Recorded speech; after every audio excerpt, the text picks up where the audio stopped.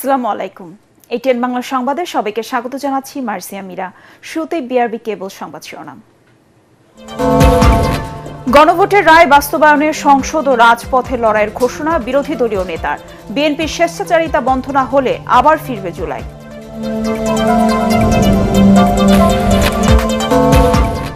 একাত্তরের পরাজিত শক্তি জামায়াতকে রাজনৈতিকভাবে নির্মূল করা হবে বললেন মির্জা ফখরুল। দলটি ফ্যাসিবাদকে ফিরিয়ে আনার ষড়যন্ত্র করছে, শিক্ষাঙ্গন অস্থিতিশীল করার নিন্দা।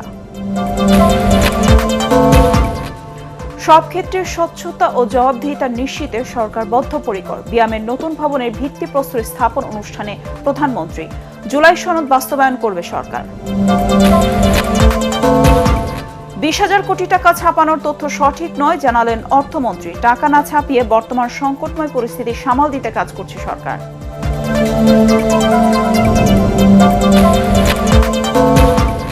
গণপরিবহনের ভাড়া বাড়ানো নিয়ে যাত্রী ও পরিবহন সংশ্লিষ্টদের মিশ্র প্রতিক্রিয়া। রাজধানীর ফিলিং স্টেশনগুলোতে তেলের জন্য হাহাকার থামেনি।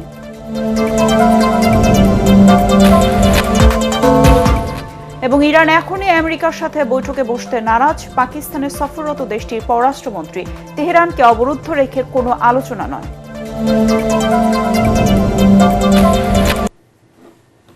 শুনছিলেন বিআরবি কেবল সংবাদ শিরোনাম, এবার বিস্তারিত। বিএনপি ফ্যাসিবাদের পথে হাঁটছে বলে মন্তব্য করেছেন বিরোধী দলীয় নেতা ও জামায়াতের আমির ডাক্তার শফিকুর রহমান। রাজধানীর সোহরাওয়ার্দী উদ্যানে গণভোটের রায় বাস্তবায়নে জুলাই শহীদ পরিবার ও জুলাই যোদ্ধাদের নিয়ে জাতীয় সমাবেশে মন্তব্য করেন তিনি। বলেন, স্বেচ্ছাচারিতা বন্ধ না হলে জুলাই আবারও ফিরে আসবে। ফ্যাসিস্ট আওয়ামী লীগের পথ ধরেই বিএনপি প্রত্যেকটি পদক্ষেপ নিচ্ছে বলেও অভিযোগ তার। এ সময় গণভোটের গণরায় বাস্তবায়নের দাবিতে রাজপথে সরব থাকার হুঁশিয়ারি দেন জুলাই আন্দোলনের শহীদ পরিবার ও যোদ্ধারা। খায়রুল ইসলামের রিপোর্ট। গণভোটের আলোকে জুলাই সনদ বাস্তবায়ন নিয়ে সরকার ও বিরোধী দলের মতপার্থক্যের মধ্যেই জুলাই শহীদ পরিবার ও জুলাই যোদ্ধাদের নিয়ে রাজধানীর সোহরাওয়ার্দী উদ্যানে জাতীয় সমাবেশের আয়োজন করে জামায়াত ইসলামী। গণভোটের আয়োজন নির্বাচন সেই দেশের বিভিন্ন এলাকা থেকে সমাবেশে যোগ দেন শহীদ পরিবারের সদস্য ও আহতরা। তাদের অভিযোগ, ক্ষমতায় এসে জুলাইকে ভুলে গেছে সরকার। জুলাই সনদ বাস্তবায়ন না করলে জুলাই যোদ্ধা যারা বেঁচে আছি, শহীদ পরিবারের সদস্য যারা বেঁচে আছে, সকলকে নিয়ে ওই পার্লামেন্ট আবার ঘেরাও করব। জুলাই সনদের কোনো আইন কানুন কোনো কিছুই তারা বাস্তবায়ন করতেছে না, সবকিছু হাসিনার পন্থায় অবলম্বন করতেছে। সমাবেশে 11 দলের নেতারা অভিযোগ করেন, নির্বাচনের পর দীর্ঘ সময় পেরিয়ে গেলেও গণরায় বাস্তবায়নের দৃশ্যমান কোনো অগ্রগতি নেই। প্রত্যেকটি সাংবিধানিক পদ যা হলো এই সংস্কারের মূল কাঠামো, যেটা ঠিক না হলে এই রাষ্ট্র আবার ফ্যাসিবাদের দিকে ধাবিত হবে। সুশাসন কিভাবে প্রতিষ্ঠা করবেন, দেশে কিভাবে শান্তি আসবে, এই বিষয়গুলি নিয়ে চিন্তা ভাবনা করেন। আপনারা জুলাই সনদের স্পিরিট বাস্তবায়ন করতে চান না, আপনারা আপনাদের নোট অফ ডিসেন্ট গুলো জাতির উপর চাপিয়ে দেওয়ার পায়ে তারা চালাচ্ছেন। এ সময় বিরোধী দলীয় চিফ হুইপ বলেন, আওয়ামী লীগের পথেই হাঁটছে বিএনপি। যেই বিএনপির জন্ম হয়েছিল গণভোটের মাধ্যমে, সেই বিএনপি আজকে জুলাই গণ অভ্যুত্থান পরবর্তী গণভোটকে অস্বীকার করছে। বাংলাদেশের প্রত্যেকটি প্রতিষ্ঠানকে নতুন করে যে বিএনপি দলীয়করণ করছে, এটা আওয়ামী লীগের পথেই বিএনপি বাংলাদেশকে এগিয়ে নিয়ে যাচ্ছে। বিরোধী দলীয় নেতা ও জামায়াতের আমির ডাক্তার শফিকুর রহমান সরকারকে সতর্ক করে দিয়ে বলেন, জনগণের বিপক্ষে গেলে আবারও ফিরে আসবে জুলাই। মনে রাখবেন, জুলাই শুধু 24 সালে ছিল না, জুলাই প্রত্যেক বৎসরে আছে। সে জুলাই আবার ফিরে আসবে ইনশাআল্লাহ, এবং তখন ফাইনালি ফ্যাসিবাদের কবর রচনা হবে। তার দাবি, প্রয়োজনীয় সব সংস্কারেই বিরোধিতা করছে বিএনপি। যে সমস্ত জায়গায় পরিবর্তন দরকার, সুশাসন কায়েমের জন্য, সত্যিকারের স্বাধীনতার স্বাদ জনগণকে দেওয়ার জন্য, প্রত্যেকটি বিষয়ে বিএনপি বিরোধিতা করে চলছে। এটি জাতির সাথে সুস্পষ্ট প্রতারণা। গণভোটের রায় মেনে না নেওয়া পর্যন্ত সংসদের ভিতরে ও বাইরে বিরোধী দল লড়াই করে যাবে বলেও জানান ডাক্তার শফিকুর রহমান। শহীদ পরিবারের দুঃখ আপনাদের অন্তরকে স্পর্শ করে নাই। খায়রুল ইসলাম, এটিএন বাংলা, ঢাকা। আহত পঙ্গুদের নিয়ে সরকারের বিরুদ্ধে অপপ্রচার চালিয়ে জামায়াত আবারও দেশে স্বৈরাচার ও ফ্যাসিবাদকে ফিরিয়ে আনার ষড়যন্ত্র করছে বলে অভিযোগ করেছেন এলজিআরডি মন্ত্রী ও বিএনপি মহাসচিব মির্জা ফখরুল ইসলাম আলমগীর। নয়াপল্টনে সংবাদ সম্মেলনে তিনি আরও বলেন, জনগণকে সাথে নিয়ে একাত্তরের পরাজিত শক্তিকে রাজনৈতিকভাবে নির্মূল করা হবে। শিক্ষাঙ্গনকে অস্থিতিশীল করার চেষ্টার নিন্দা জানিয়ে এলজিআরডি বলেন, ছাত্র সমাজ যে কোনো অপরাজনীতিকে প্রতিহত করবে। রিপোর্ট করছেন মইনুল হাসান। পহেলা মে আন্তর্জাতিক শ্রমিক দিবস উপলক্ষে নয়াপল্টন কেন্দ্রীয় কার্যালয়ের সামনে শ্রমিক সমাবেশের ঘোষণা দিয়েছে বিএনপি। শ্রমিক দলের ব্যানারে আয়োজিত কর্মসূচি সফল করতে নয়াপল্টন কেন্দ্রীয় কার্যালয়ে অঙ্গ সংগঠনের শীর্ষ নেতাদের নিয়ে যৌথ সভা করে নানা দিক নির্দেশনা দেন বিএনপি মহাসচিব মির্জা ফখরুল ইসলাম আলমগীর। এই দিবসটিকে একটা উৎসবের দিন এবং একই সঙ্গে রাজনৈতিক শপথ গ্রহণ করবার দিন হিসেবে আমরা এটাকে নিতে চাই। এই সমাবেশে প্রধান অতিথি হিসেবে উপস্থিত থাকবেন আমাদের দলের চেয়ারম্যান এবং বর্তমানে বাংলাদেশের সবচেয়ে জননন্দিত প্রধানমন্ত্রী জনাব তারেক রহমান। ত্রয়োদশ জাতীয় সংসদ নির্বাচন নিয়ে জামায়াতে ইসলামীর আমিরের বক্তব্যের সমালোচনা করে মির্জা ফখরুল বলেন, এই দলটি সবসময় অপরাজনীতি ও ষড়যন্ত্রের মাধ্যমে দেশবাসীকে বিভ্রান্ত করে ফায়দা নিতে চায়। তিনি বলছেন যে বিএনপি ইঞ্জিনিয়ারিং করে ক্ষমতায় এসেছে। আমি এটা তীব্র নিন্দা জানাচ্ছি, প্রতিবাদ জানাচ্ছি, এবং তিনি বা তার দল যে কখনোই সুস্থভাবে চিন্তা করেন না তার প্রমাণিত হয়েছে। আবার একটা ফ্যাসিস্ট শাসনের পায়তারা তারা করছে কিনা, ভিন্নভাবে দেশকে আবার স্বৈরাচারের মধ্যে তারা নিতে চায় কিনা, সেটাও আমাদেরকে চিন্তা করতে হবে। তাদের যে অতীত ইতিহাস, সেই ইতিহাস আমরা সবাই খুব ভালো করে জানি। ও সমগ্র জাতি অত্যন্ত সচেতনভাবে তাদেরকে প্রত্যাখ্যান করেছে এবং আগামীতে যেন পুরোপুরি তাদেরকে নির্মূল করা যায় রাজনৈতিকভাবে, সেইভাবেই আমাদেরকে কাজ করতে হবে। শিক্ষা প্রতিষ্ঠানে অস্থিতিশীলতা সৃষ্টির চেষ্টা হচ্ছে অভিযোগ করে বিএনপি মহাসচিব ও এলজিআরডি মন্ত্রী বলেন, দেশবাসী ও সচেতন ছাত্র সমাজ কোনো ষড়যন্ত্রে পা দেবে না। যে সমস্ত কার্টুনগুলো করে তারা দিচ্ছে এবং সেগুলো নিয়ে যে প্রচেষ্টা তৈরি করছে, খুব স্পষ্টভাবে বোঝা যায় যে ওই শক্তি যারা বাংলাদেশকে অস্থিতিশীল করতে চায়। যে সমস্ত পক্ষগুলো এই ধরনের অপকর্মে লিপ্ত হচ্ছেন তার বিরুদ্ধে থাকবেন, কারণ বাংলাদেশের স্বাধীনচেতা ছাত্র সমাজ, সচেতন ছাত্র সমাজ বরাবরই অপরাজনীতিকে পরিহার করেছে।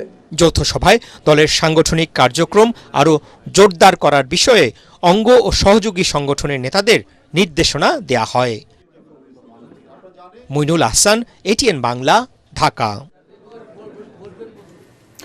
জনগণের আস্থার মর্যাদা রক্ষা করতে প্রতিটি ক্ষেত্রে স্বচ্ছতা, জবাবদিহিতা ও নৈতিকতা নিশ্চিত করতে সরকার বদ্ধপরিকর বলে জানিয়েছেন প্রধানমন্ত্রী তারেক রহমান। রাজধানীর বিয়াম ফাউন্ডেশনের ৩য় ভবনের ভিত্তিপ্রস্তর স্থাপন অনুষ্ঠানে তিনি বলেন, জনগণের কাছে করা প্রতিটি অঙ্গীকার ও স্বাক্ষরিত জুলাই সনদের প্রতিটি দফা বাস্তবায়ন করবে সরকার। তারেক রহমান বলেন, প্রত্যাশিত দেশ গড়ে তুলতে মেধাবী, দক্ষ ও জনবান্ধব প্রশাসনের বিকল্প নেই। কামরুজ্জামান রাজীবের রিপোর্ট।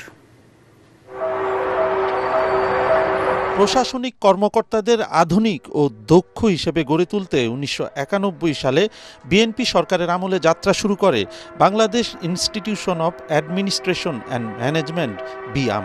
২০০২ সালে তা বিয়াম ফাউন্ডেশনে পরিণত হয়। এবার প্রশাসনিক কর্মকর্তাদের সময় উপযোগী ও যোগ্য করে গড়ে তোলার লক্ষ্য নিয়ে বিয়াম ফাউন্ডেশনের প্রশিক্ষণ ভবনের উদ্বোধন করলেন প্রধানমন্ত্রী তারেক রহমান। ভিত্তিপ্রস্তর স্থাপন অনুষ্ঠানে প্রধানমন্ত্রী বলেন, দেশ ও জনগণের স্বার্থে বিএনপি সরকার দক্ষ ও প্রশিক্ষিত জনপ্রশাসন গড়ে তুলতে বদ্ধপরিকর। সরকারি কর্মে নিয়োজিত মানব সম্পদকে আধুনিক প্রশিক্ষণের পাশাপাশি প্রযুক্তির সর্বোত্তম ব্যবহারে সক্ষম করে গড়ে তোলা অত্যন্ত জরুরি। তারই ধারাবাহিকতায় বর্তমান সরকার মেধা নির্ভর, আত্মবিশ্বাসী, সৃজনশীল ও দায়িত্ববান মানব সম্পদ গড়ে তুলতে বদ্ধপরিকর। সকল রাষ্ট্রীয় প্রতিষ্ঠানে মেধাভিত্তিক, স্বচ্ছ, দক্ষ ও জনবান্ধব জনপ্রশাসন গড়ে তোলার কোনোই বিকল্প নেই যদি আমরা আমাদের প্রত্যাশিত বাংলাদেশকে গড়ে তুলতে চাই। তারেক রহমান বলেন, জনগণের কাছে করা সব অঙ্গীকার বাস্তবায়ন করবে বিএনপি সরকার। সরকারের প্রতিশ্রুতি বাস্তবায়নে দক্ষতা ও আন্তরিকতার সাথে ভূমিকা রাখতে প্রশাসনের কর্মকর্তাদের প্রতি আহ্বান জানান প্রধানমন্ত্রী। বর্তমান গণতান্ত্রিক সরকার নির্বাচনী ইশতেহার এবং জনগণের সামনে স্বাক্ষরিত জুলাই সনদের প্রতিটি দফা, প্রতিটি অঙ্গীকার অক্ষরে অক্ষরে বাস্তবায়ন করতে সরকার বদ্ধপরিকর। আমি আশা করি আপনারা আপনাদের মেধা ও যোগ্যতা দিয়ে জনগণের কাছে দেওয়া সরকারের প্রতিটি প্রতিশ্রুতি দক্ষতার সঙ্গে বাস্তবায়ন করতে ভূমিকা রাখবেন। জনগণ আমাদের উপর যে আস্থা রেখেছে সেই আস্থার মর্যাদা রক্ষা করতে হলে প্রতিটি ক্ষেত্রে স্বচ্ছতা, জবাবদিহিতা এবং নৈতিকতার দৃঢ় চর্চা নিশ্চিত করা প্রয়োজন। ভবিষ্যতে সব সরকারি সেবা তথ্য প্রযুক্তির মাধ্যমে জনগণের কাছে পৌঁছে দেয়াই সরকারের লক্ষ্য উল্লেখ করে প্রধানমন্ত্রী বলেন, বিএনপি সরকারের উন্নয়ন দৃষ্টিভঙ্গি অন্তর্ভুক্তিমূলক। আমরা একটি বাংলাদেশ গড়তে চাই যেখানে উন্নয়নের সফল সমাজের প্রতিটি স্তরে ধীরে ধীরে পৌঁছবে। প্রশাসনিক কর্মকর্তাদের জনগণের সেবক ও বন্ধু হিসেবে কাজ করার আহ্বান জানান প্রধানমন্ত্রী তারেক রহমান। পরে বিয়াম ল্যাবরেটরি স্কুল পরিদর্শনে গিয়ে খুদে শিক্ষার্থীদের সাথে খুনসুটিতে মাতেন প্রধানমন্ত্রী। কামরুজ্জামান রাজীব, এটিএন বাংলা, ঢাকা।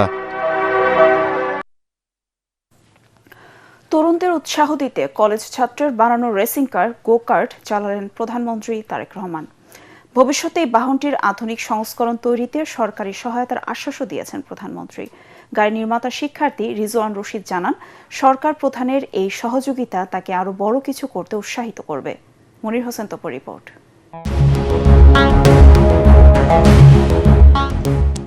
সামাজিক যোগাযোগ মাধ্যমে সম্প্রতি কলেজ শিক্ষার্থী রিজওয়ান রশিদের রেসিং কার গো কার্ট তৈরির বিষয়টি ভাইরাল হলে তা প্রধানমন্ত্রী তারেক রহমানের নজরে আসে। এরপরই প্রধানমন্ত্রী এ বিষয়ে খোঁজখবর নিতে তার অতিরিক্ত প্রেস সচিব আতিকুর রহমান রুমনকে দায়িত্ব দেন। সরকার প্রধানের আমন্ত্রণে সাড়া দিয়ে শনিবার দুপুরে রাজধানীর তেজগাঁওয়ে প্রধানমন্ত্রীর কার্যালয়ে নিজের উদ্ভাবন করা রেসিং কারটি চালিয়ে হাজির হন রিজওয়ান। সাক্ষাৎকালে তিনি প্রধানমন্ত্রীকে এই গাড়ি তৈরির নেপথ্যের গল্প শোনান।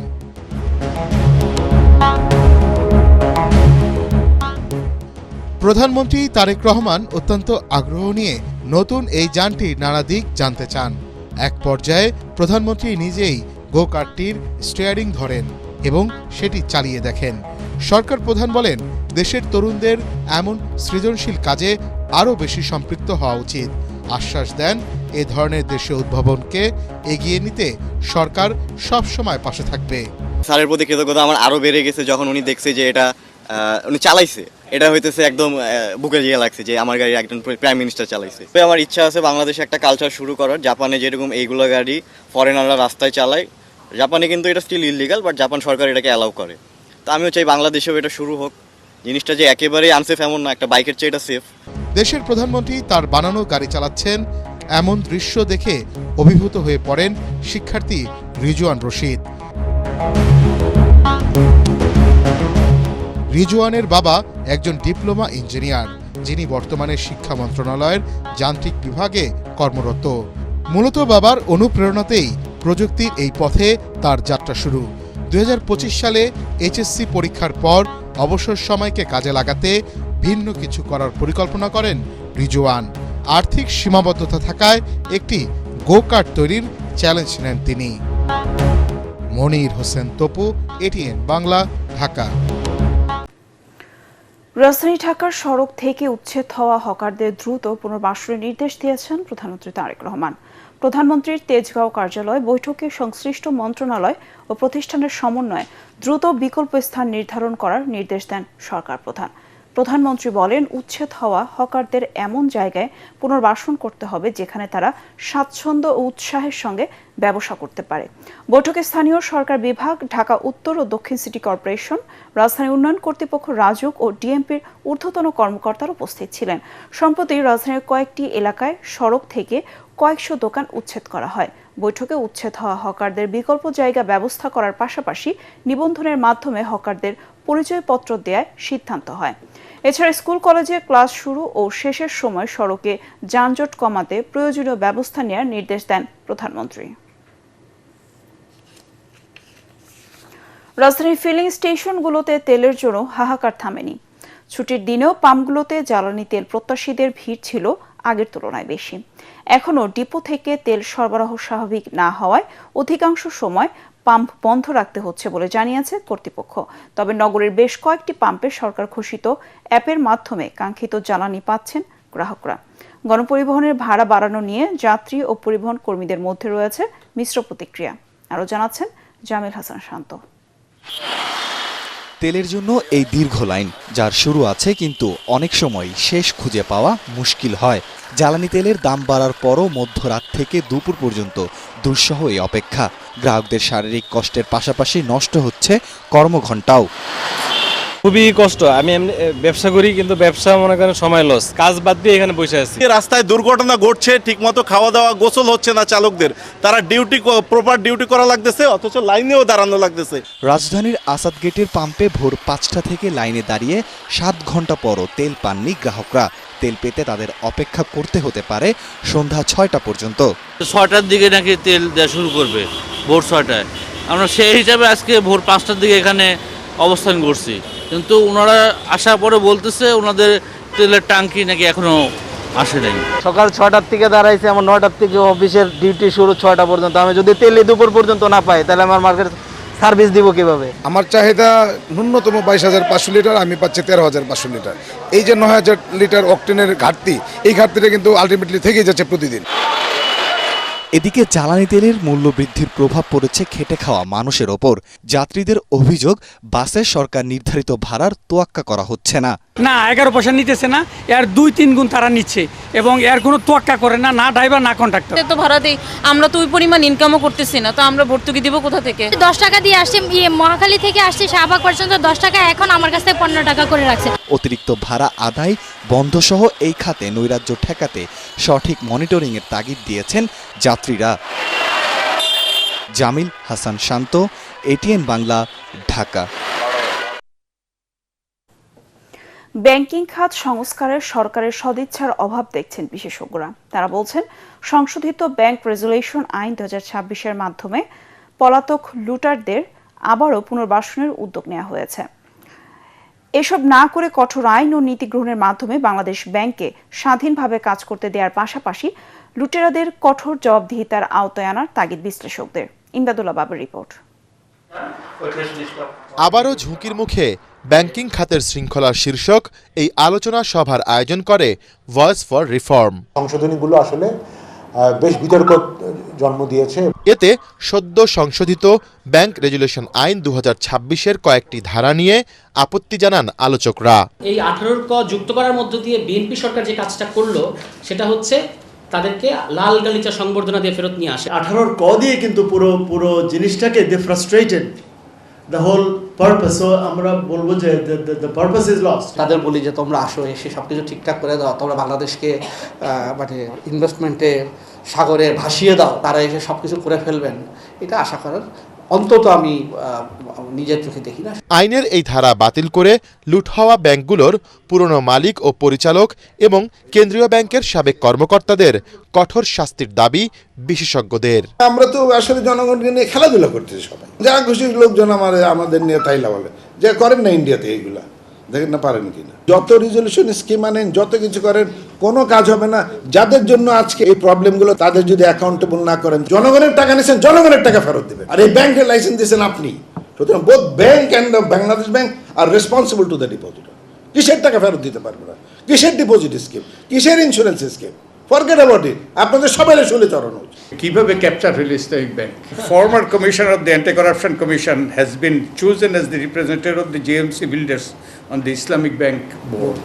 যিনি এখন মহামান্য বঙ্গভবনে আছেন, তিনি তো কোথায় থাকার কথা? এখন জেলখানায় থাকার কথা। বাংলাদেশ ব্যাংক প্রতিষ্ঠানকে আমাদের শক্তিশালী করতে হবে, কার্যকর করতে হবে, স্বাধীন করতে হবে। আমরা ঐক্যমত্য কমিশনের পক্ষ থেকে একটা চেষ্টা করেছিলাম, প্রস্তাব করেছিলাম, কিন্তু এটা ধোপে টিকেনি। খেলাপি ঋণ আদায়ে অনুষ্ঠানে সরকারকে কঠোর হওয়ারও তাগিদ দেন বিশ্লেষকরা।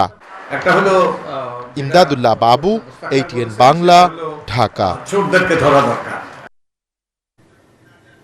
গত 24 ঘন্টায় সারা দেশে হাম উপসর্গে 11 জনের মৃত্যু হয়েছে। এ সময় নতুন করে হামে আক্রান্ত হয়েছে 1287 জন শিশু। স্বাস্থ্য অধিদপ্তরের পাঠানো বিজ্ঞপ্তিতে বলা হয়, হাম ও এর উপসর্গ নিয়ে গত 1.5 মাসে সারা দেশে 251 শিশুর মৃত্যু হয়েছে। এর মধ্যে নিশ্চিত হামে মৃত্যু হয়েছে 42 শিশুর ও হাম সন্দেহে 209 শিশুর। আক্রান্ত মৃত্যুর সংখ্যায় ঢাকা বিভাগে সবচেয়ে বেশি বলে জানায় স্বাস্থ্য অধিদপ্তর। সক্ষমতা না বাড়িয়ে বহু বছর ধরে দেশকে পরনির্ভরশীল করে রাখায় জ্বালানি খাতে বর্তমান দুরবস্থা বলে মন্তব্য করেছেন সমাজ কল্যাণ প্রতিমন্ত্রী ব্যারিস্টার ফারজানা শারমিন পুতুল। রাজধানীতে ডিবেট ফর ডেমোক্রেসির বিতর্ক অনুষ্ঠানে এই কথা বলেন তিনি। এ সময় আয়োজক প্রতিষ্ঠানটির চেয়ারম্যান হাসান আহমেদ চৌধুরী কিরণ বলেন, সরকার ও বিরোধী দল মুখোমুখি অবস্থান নিয়ে রাজপথ উত্তপ্ত না করে আলোচনার টেবিলে সমাধান খোঁজা উচিত। মিজান শাহজাহানের রিপোর্ট। যে পরিমাণ বাজেট আপনার সামাজিক সুরক্ষা দেওয়া দরকার সেটাও তো আপনি দিচ্ছেন না। প্রান্তিক জনগোষ্ঠী কিন্তু মাননীয় স্পিকার সাহায্য চায় না, তারা চায় সুযোগ। আসন্ন বাজেটে সামাজিক সুরক্ষা খাতের গুরুত্ব নিয়ে ছায়া সংসদ বিতর্কের আয়োজন করে ডিবেট ফর ডেমোক্রেসি। সরকারি দলের আসনে সরকারি তিতুমির কলেজ আর বিরোধী দল Uttara university. Debate for democracy বিতর্কের মূল্যায়ন পর্বে সমাজ কল্যাণ প্রতিমন্ত্রী ব্যারিস্টার ফারজানা শারমিন পুতুল বলেন, স্বাবলম্বী মানুষ ও আত্মনির্ভরশীল দেশ বিনির্মাণে কাজ করছে সরকার। বৈশ্বিক যে একটু অস্থিরতা রয়েছে জ্বালানি সেক্টর নিয়ে, আমরা যদি একটু গভীরে যাই, যদি তাকাই, আমরা দেখব যে জ্বালানি বলি, বিদ্যুৎ বলি, এই জায়গাগুলোতে বিগত সময়গুলোতে আমাদের দেশকে টোটালটাই পরনির্ভরশীল করা হয়েছে, যেন আমাদের বাইরের উপর তাকিয়ে থাকতে হয়, অন্যান্য দেশের উপর তাকিয়ে থাকতে হয়। ছায়া সংসদের স্পিকার ডিবেট ফর ডেমোক্রেসির চেয়ারম্যান হাসান আহমেদ চৌধুরী কিরণ বলেন, সরকারের সদিচ্ছা থাকলে সামাজিক নিরাপত্তা কর্মসূচির বাস্তবায়ন সম্ভব। বিগত সরকারের আমলে সামাজিক সুরক্ষা কর্মসূচিতে দুর্নীতি হয়েছে, যে অনিয়ম হয়েছে, সুবিধাভোগী নির্বাচনের ক্ষেত্রে যে রাজনৈতিক প্রভাব বিস্তার করা হয়েছে, স্বজনপ্রীতি করা হয়েছে, চেয়ারম্যান ইউনিয়ন পরিষদের মেম্বাররা যেভাবে স্বজনপ্রীতি করেছে, এবারে এই সুবিধাভোগী নির্বাচন করবার ক্ষেত্রে সর্বজনীন যে সামাজিক সুরক্ষা এবং সামাজিক সুরক্ষা খাতে তার থেকে সরকার বেরিয়ে হবার যে চেষ্টা করছে। প্রতিমন্ত্রী জানান, ফ্যামিলি কার্ড সহ অন্যান্য কার্ডের সুযোগ সুবিধা সরাসরি উপকারভোগীর হাতে যাওয়ায় রাজনৈতিকভাবে কারো ফায়দা নেয়ার সুযোগ নেই। আমরা চাইছি যে এই সামাজিক সুরক্ষাটা যেন এমনভাবে পৌঁছে যায় যে তারা প্রথমে মানসিকভাবে নিজেদেরকে স্বাবলম্বী করবেন, সেখান থেকে তারা নিজেদের ভিতরে কর্মস্পৃহাটা তুলে নিয়ে আসবেন এবং গুচ্ছগ্রামের মাধ্যমে একটি গ্রাম একটি প্রোডাক্ট, সেই সিস্টেম ডেভেলপমেন্টের মাধ্যমে যে গ্রামে যে প্রোডাক্টটা ভালো হয় সেখানে নারীদেরকে সেই প্রোডাক্টের সাথে কানেক্ট করা। সরকারি ও বিরোধী দল তারা উভয়ই মিলে যে সংসদের বাইরে যে উত্তপ্ত অবস্থা, ছাত্র রাজনীতি নিয়ে উত্তপ্ত অবস্থা থেকে বেরিয়ে এসে তারা সংসদে আলোচনা করবেন এবং যে ঠুনকো সমস্যাগুলো নিয়ে উভয় সরকারি বিরোধী যে মুখোমুখি অবস্থানে রয়েছেন, সেই মুখোমুখি অবস্থান থেকে বেরিয়ে এসে শুধুমাত্র সামাজিক সুরক্ষা নয়, সর্বক্ষেত্রে সুরক্ষা দিয়ে বাংলাদেশকে যে লাল সবুজের পতাকা তুলে ধরবার জন্য চেষ্টা করবেন। সংসদে উত্থাপিত প্রস্তাবটি গৃহীত হওয়ায় বিতর্কে বিজয়ী হয় সরকারি তিতুমির কলেজ। মিজান শাহজাহান, এটিএন বাংলা, ঢাকা। সরকার 20,000 কোটি টাকা ছাপিয়েছে এমন তথ্য বিএনপির বিরুদ্ধে মিথ্যাচার বলে জানিয়েছেন অর্থমন্ত্রী আমির খসরু মাহমুদ চৌধুরী। সরকার টাকা না ছাপিয়ে বর্তমান সংকটময় পরিস্থিতি সামাল দিতে কাজ করছে বলেও জানান তিনি। টেলিভিশন ও পত্রিকার সম্পাদকদের সাথে প্রাক বাজেট আলোচনার সভায় একথা বলেন তিনি।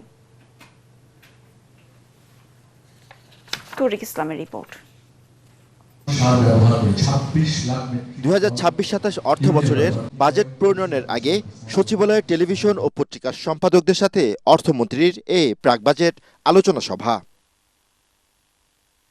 এ সময় পাচারকৃত অর্থ ফেরত আনা, বিজ্ঞাপন নীতিমালা, পে চ্যানেল বাস্তবায়ন, খেলাপি ঋণের বিষয়ে তুলে ধরেন গণমাধ্যমের শীর্ষকর্তারা। মুখে মুখে বড় বড় কথা বলা হচ্ছে, আমরা দেখছি যে সাম্প্রতিককালে প্রধানমন্ত্রী যে বিশ্ব সাহিত্য কেন্দ্রের প্রধান যে একটা বাংলাদেশের রোল মডেল যেটা বই পড়া কর্মসূচি, সেটাকে স্বাগত জানাই। ক্লিনের এবং বিজ্ঞাপন ক্ষেত্রে এই অপচয়, এই দুর্নীতিটা বন্ধ করে এই বাজেটটা, সরকারি বিজ্ঞাপনের এই বাজেটটা অর্থে আপনার যেটা টেলিভিশন এবং সবগুলি বলছেন অনলাইন, এই দুই জায়গায় একটা ডিস্ট্রিবিউট করা যায় কিনা। অন্তর্বর্তী সরকারের সময় যিনি অর্থ উপদেষ্টা ছিলেন, সেই সময়ও গণমাধ্যমের আমাদের সাথে মত বিনিময় করেছিলেন বাজেটের আগে। তখনটাও কিন্তু আপনার এই চ্যানেলে, বিশেষ করে বেসরকারি টিভি চ্যানেলের এই ইস্যুটা নিয়ে দৃষ্টি আকর্ষণ করা হয়েছিল, কিন্তু এতদিনেও কিন্তু এটা কোনো বাস্তব কোনো রূপ পাওয়া যায়নি। আলোচনা সভায় এনবিআর চেয়ারম্যান বলেন, কর ও ভ্যাট আদায়ে অটোমেশন করা হবে। আর টাকা পাচারকারীদের পাচারকৃত টাকা ভোগ করতে দেয়া হবে না বলে জানিয়েছেন গভর্নর। আমরা অটোমেশনে যাচ্ছি, অডিট সিলেকশন প্রসেস ম্যানুয়ালি হবে না, সব রকমের ভ্যাটের এবং ইনকাম ট্যাক্সের হয় না। এখন আমরা অটোমেটেড প্রসেসে যাচ্ছি, সেখান থেকেও আশা করি আমরা যে রিস্ক পেয়ে যেহেতু অডিট সিলেকশন হবে সেখান থেকে আমরা ভালো ট্যাক্স পাবো।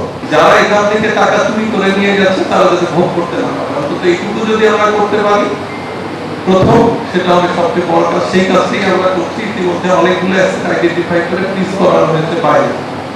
এই সময় অর্থমন্ত্রী বলেন, টাকা ছাপানো নিয়ে সরকারের বিরুদ্ধে মিথ্যাচার হয়েছে। গণতান্ত্রিক অর্থায়ন ফিরিয়ে আনতে সরকার কাজ করছে বলেও জানান তিনি। ঋণের ম্যানেজমেন্টে যে বিশাল প্রবলেম, লোকাল ব্যাংক থেকে অতিরিক্ত সুদের ঋণ নিয়েছে।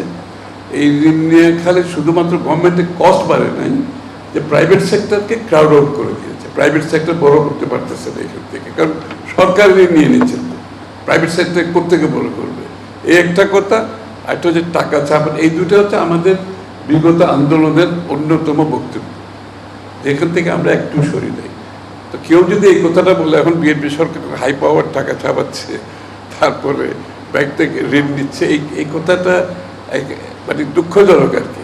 এর আগে অর্থনীতি রিপোর্টারদের সংগঠন ইআরএফ এর সাথে প্রাক বাজেট আলোচনায় অংশ নেন অর্থমন্ত্রী। জানান, সাধারণ মানুষকে অর্থনীতিতে অংশগ্রহণের সুযোগ ও সুফল বাস্তবায়নে কাজ করছে সরকার। তরিক ইসলাম, এটিএন বাংলা, ঢাকা। ইরান এখনই আমেরিকার সাথে বৈঠকে বসতে নারাজ বলে জানিয়েছেন পাকিস্তানের সফররত ইরানি পররাষ্ট্রমন্ত্রী আব্বাস আরাকচি। তিনি জানান, তেহরানকে অবরুদ্ধ রেখে কোনো আলোচনা নয়। এমন পরিস্থিতিতে পাকিস্তানের মধ্যস্থতায় যুদ্ধবিরতি আরও 2 সপ্তাহের জন্য বাড়িয়েছে যুক্তরাষ্ট্র। তবে ইরানের বন্দরগুলোয় টানা অবরোধ এবং লেবাননে ইসরায়েলি অব্যাহত হামলায় যুদ্ধবিরতি কার্যকর হওয়ার সম্ভাবনা কমছে বলে মনে করছেন বিশ্লেষকরা। জাহিদুল আলমের রিপোর্টে বিস্তারিত। যুক্তরাষ্ট্র ও ইরানের মধ্যে চলমান সংঘাত নিরসনে শান্তি আলোচনার ভবিষ্যৎ নিয়ে অনিশ্চয়তা কাটছে না। মঙ্গলবার এই 2 দেশের মধ্যে আলোচনা অনুষ্ঠিত হওয়ার কথা থাকলেও ইরানের বন্দরগুলোতে মার্কিন অবরোধের কারণে তেহরান আলোচনায় অংশ নিতে অস্বীকৃতি জানায়। ইরানের পররাষ্ট্রমন্ত্রী আব্বাস আরাকচি ইসলামাবাদে পৌঁছে জানান, তিনি যুক্তরাষ্ট্রের সঙ্গে সরাসরি কোনো আলোচনায় অংশ নেবেন না। পরে তিনি পাকিস্তানের সশস্ত্র বাহিনীর প্রধান ফিল্ড মার্শাল অসিম মুনিরের সাথে পশ্চিম এশিয়ার স্থিতিশীলতা নিয়ে আলোচনা করেন। হোয়াইট হাউসের দাবি, ইরানের পক্ষ থেকে যোগাযোগ করা হয়েছে এবং আলোচনার পথেও অগ্রগতি হয়েছে। এই সংকট নিরসনে মার্কিন প্রতিনিধি দলের পাকিস্তানে যাওয়ার কথা থাকলেও তারা সেখানে কতটুকু সফল হবেন তা নিয়ে বড় ধরনের সংশয় রয়ে গেছে। এমন পরিস্থিতিতে পাকিস্তানের অনুরোধে যুদ্ধবিরতি 2 সপ্তাহ বাড়িয়েছেন ডোনাল্ড ট্রাম্প। তার দাবি, যুদ্ধবন্ধে চুক্তির জন্য তিনি তাড়াহুড়ো করছেন না। তবে জ্বালানি তেলের মূল্য বৃদ্ধি এবং নিজ দেশে তার জনপ্রিয়তা কমে যাওয়ায় একটি চুক্তিতে পৌঁছাতে ট্রাম্পের উপর অভ্যন্তরীণ চাপ ক্রমশ বাড়ছে বলে মনে করছেন বিশ্লেষকরা। তাদের মতে এতে ইরানের উপর আবারও হামলার ঝুঁকি বাড়ছে। বর্তমান পরিস্থিতিতে সরাসরি আলোচনার পরিবর্তে পাকিস্তানের মাধ্যমেই তথ্য আদান প্রদান করছে 2 দেশ। একই সাথে যুদ্ধবিরতির মাঝেও লেবানন ও গাজায় হামলা চালিয়ে যাচ্ছে ইসরায়েল। এই অবস্থায় আলোচনা ফলপ্রসূ হওয়ার সম্ভাবনা খুব কম বলে মনে করছেন বিশ্লেষকরা। I guess the American people have come to understand that this is not their war.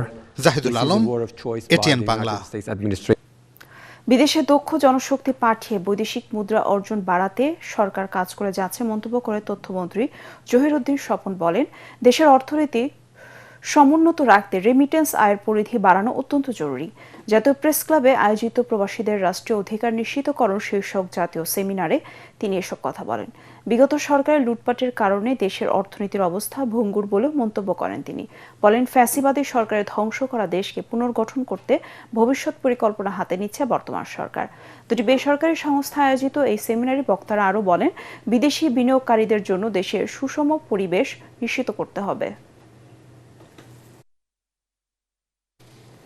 বিশ্বজুড়ে বাংলা সংস্কৃতি ছড়িয়ে দেওয়ার প্রত্যয়ে যাত্রা শুরু করল বাংলাদেশ কালচারাল সেন্টার। রাজধানীতে আয়োজিত সভায় সংগঠনের আন্তর্জাতিক আহ্বায়ক কমিটির আনুষ্ঠানিক ঘোষণা দেওয়া হয়। এ সময় এটিএন বাংলা ও এটিএন নিউজের চেয়ারম্যান ডক্টর মাহফুজুর রহমানকে উপদেষ্টা ও রেজাবুদ্দৌলা চৌধুরীকে আহ্বায়ক করে ৩১ সদস্য বিশিষ্ট কমিটি গঠন করা হয়। অনুষ্ঠানে নজরুল সঙ্গীত বিশেষজ্ঞ ফাতেমাতুজ জোহরা, ফোবানা ফাউন্ডেশনের প্রতিষ্ঠাতা সভাপতি ও বাংলাদেশ সোসাইটির সভাপতি আবু জোবায়ের দ্বারা অন্যান্যের মধ্যে উপস্থিত ছিলেন। সংশ্লিষ্টরা জানান, বাঙালির কৃষ্টি ও ঐতিহ্যকে ছড়িয়ে দিতে নতুন এই প্ল্যাটফর্মের আত্মপ্রকাশ। এবার অর্থ সংবাদ।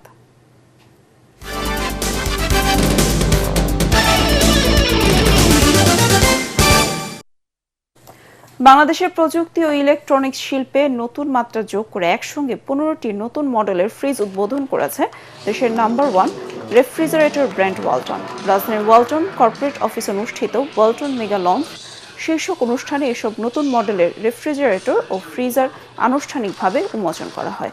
এ সময় উপস্থিত ছিলেন Walton freezer brand ambassador Bidya Sinha Mim, chief business officer Mohammad Tahsinul Haque, research and innovation সেন্টারের প্রধান আজমল ফেরদৌস বাপ্পি, ওয়ালটনের chief marketing officer Zoheb Ahmed, ভারতে ওয়ালটনের ব্যবসায়িক অংশীদার সঞ্জয় সাহা সহ অন্য ঊর্ধ্বতন কর্মকর্তারা।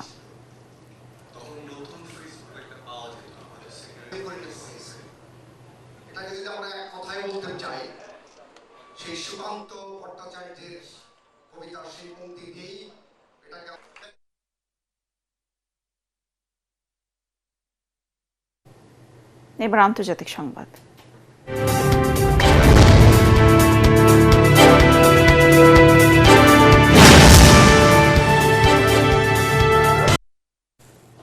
বাংলাদেশ সহ 10টি দেশে বিশ্বের মোট ক্ষুধার্ত মানুষের 2/3 মানুষ বাস করেন। Global report on food crisis 2026-এর প্রতিবেদনে এমন তথ্য উঠে এসেছে।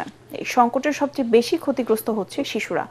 2025 সালে প্রায় 35.5 মিলিয়ন শিশু তীব্র অপুষ্টিতে ভুগেছেন, যার মধ্যে প্রায় 10 মিলিয়ন মারাত্মক অপুষ্টির শিকার। টেলিভিশন জগতের কিংবদন্তি ব্যক্তিত্ব, জনপ্রিয় ম্যাগাজিন অনুষ্ঠান ইত্যাদির রূপকার হানিফ সংকেতের স্বাধীনতা পদক প্রাপ্তি উপলক্ষে উদযাপিত হয়েছে আনন্দ উৎসব। যুক্তরাষ্ট্রের লস অ্যাঞ্জেলেসে প্রবাসী বাংলাদেশিদের উদ্যোগে এ উৎসবের আয়োজন করা হয়। 19 এপ্রিল স্থানীয় সায়েন্টোলজি মিলনায়তনে আয়োজিত এই বর্ণাঢ্য অনুষ্ঠানে দক্ষিণ ক্যালিফোর্নিয়ার বিভিন্ন শহর থেকে শত শত প্রবাসী বাংলাদেশি সন্ধ্যা থেকে মধ্যরাত পর্যন্ত এই আনন্দ উৎসব উদযাপন করেন। অনুষ্ঠানে বিশেষ অতিথি ছিলেন টাইমস ম্যাগাজিন, লস অ্যাঞ্জেলেসের টাইমস ও বস্টন গ্লোবের খ্যাতিমান সাংবাদিক ডক্টর উইলিয়াম ডি ফ্রিঙ্কেল। বিনোদনের মাধ্যমে বাংলাদেশের সমাজ উন্নয়ন ও সচেতনতা বাড়াতে হানিফ সংকেতের ভূমিকার প্রশংসা করেন তিনি। Los Angeles city mayor Karen Ruth ব্যাসের পক্ষ থেকে হানিফ সংকেতকে সম্মাননাপত্র দেওয়া হয়। খ্যাতিমান সাংবাদিক ডক্টর উইলিয়াম ডি ফ্রিঙ্কেলের হাত থেকে হানিফ সংকেতের পক্ষে সম্মাননাপত্র নেন 90-এর দশক ইত্যাদির হলিউড প্রতিবেদক সাইফুর রহমান ওসমানী জিতু। আয়োজনের মূল আকর্ষণ ছিল ইত্যাদির জনপ্রিয় জুটি নানা নাতির আদলে বিশেষ মঞ্চনাটক হলিউডে নানা নাতি। শুরুতে হানিফ সংকেতের বর্ণাঢ্য জীবনের উপর প্রামাণ্যচিত্র প্রদর্শিত হয়। হানিফ সংকেত ভাইয়ের বিগ অ্যাচিভমেন্টে আমরা সবাই একসাথে হয়েছি। পরিচালক বলেন, উপস্থাপক বলেন, he is absolutely king. Hanif সংকেত আমাদের আইকন, উনি স্বাধীনতা পুরস্কার পেয়েছেন। আমি আজকে দূর থেকে আসতে পেরেও আমি নিজেকে আপনাদের পরিসরে ছোট্ট ভাবে থেকেও আজকে খুব এনজয় করেছি। এবার খেলার খবর।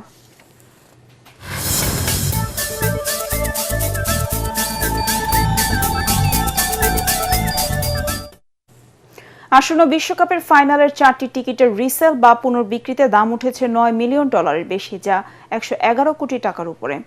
এক একটি টিকিট প্রায় $2.3 মিলিয়ন বিক্রি হবে, অর্থাৎ দেশি মুদ্রায় 28 কোটি টাকার মতো। আকাশচুম্বী এই টিকিটে গোলবারের পেছনের ডেকে বসে খেলা দেখা যাবে। এছাড়া সেকেন্ডারি মার্কেটের সর্বনিম্ন টিকিটের দাম উঠেছে $10,900 উপর, তার মানে সেখানেও গুনতে হবে 13 লাখ টাকার বেশি। আগামী 19 জুলাই নিউ জার্সির মেট লাইফ স্টেডিয়ামে বিশ্বকাপের ফাইনাল অনুষ্ঠিত হবে।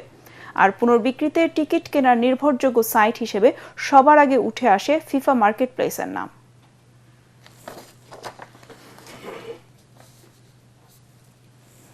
শেষ করার আগে বিআরবি কেবল সংবাদ শিরোনাম আরেকবার।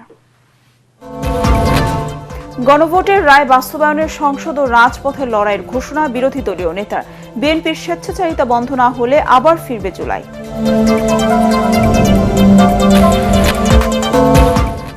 একাত্তরের পরাজিত শক্তি জামায়াতকে রাজনৈতিকভাবে নির্মূল করা হবে বললেন মির্জা ফখরুল। দলটি ফ্যাসিবাদকে ফিরিয়ে আনার ষড়যন্ত্র করছে, শিক্ষাঙ্গন অস্থিতিশীল করার নিন্দা। সব ক্ষেত্রে স্বচ্ছতা ও জবাবদিহিতা নিশ্চিতে সরকার বদ্ধপরিকর। বিয়ামের নতুন ভবনের ভিত্তিপ্রস্তর স্থাপন অনুষ্ঠানে প্রধানমন্ত্রী। জুলাই সনদ বাস্তবায়ন করবে সরকার। 20,000 কোটি টাকা ছাপানোর তথ্য সঠিক নয় জানালেন অর্থমন্ত্রী। টাকা না ছাপিয়ে বর্তমান সংকটময় পরিস্থিতি সামাল দিতে কাজ করছে সরকার।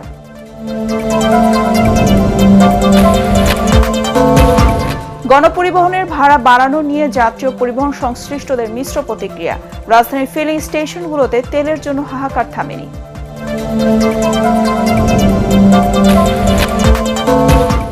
এবং ইরান এখনই আমেরিকার সাথে বৈঠকে বসতে নারাজ। পাকিস্তানের সফররত দেশটির পররাষ্ট্রমন্ত্রী। তেহরানকে অবরুদ্ধ রেখে কোনো আলোচনা নয়।